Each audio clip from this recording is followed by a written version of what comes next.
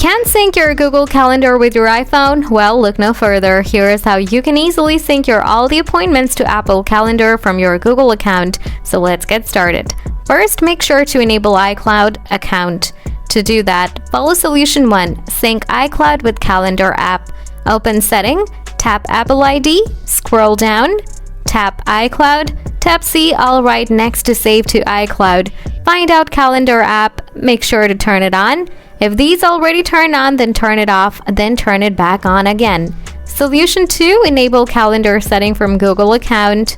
Open Setting, scroll down at bottom, tap App, tap Search, type Calendar, find out the app, tap Calendar account, find your Google account, make sure to add your Google account. Make sure to turn it on the Calendar app. If these already turn on, then turn it off. Tap Delete from My iPhone and then turn it back on again. Go back, scroll down, tap Sync, select All Event. There you have it. That's how you can sync your iPhone calendar with your Google Calendar. Now, still, if you have anything to ask, please let me know in the comments section. Thanks for watching.